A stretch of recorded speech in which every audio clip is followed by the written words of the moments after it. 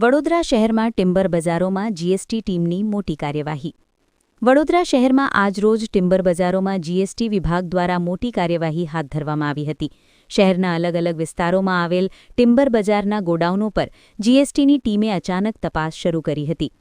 માહિતી મુજબ શહેરમાં લગભગ 10થી 15 જેટલી જગ્યાઓ પર એકસાથે તપાસ કરવામાં આવી. જીએસટીની ચોરી થતી હોવાની શંકાના આધારે આ તપાસ હાથ ધરવામાં આવી હોવાનું સૂત્રો દ્વારા જાણવા મળ્યું છે.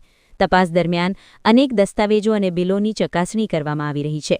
જીએસટી વિભાગના અધિકારીઓએ જણાવ્યું કે જે વેપારીઓ દ્વારા જીએસટીની ચોરી કરવામાં આવી હશે તેમના સામે કાયદેસરની કાર્યવાહી કરવામાં આવશે. શહેરના વિવિધ વિસ્તારોમાં જીએસટીની ટીમો એક જ દિવસે અલગ અલગ સ્થળોએ તપાસ માટે પહોંચતા વેપારીઓમાં ખળભળાટ મચી ગયો હતો. આ કાર્યવાહી સવારના લગભગ 10 વાગ્યાથી શરૂ થઈ હતી અને રાત્રિના 10 વાગ્યા સુધી ચાલુ રહી હતી. હાલ ટીમો દ્વારા દસ્તાવેજોની વિગતવાર ચકાસણી કરવામાં આવી રહી છે.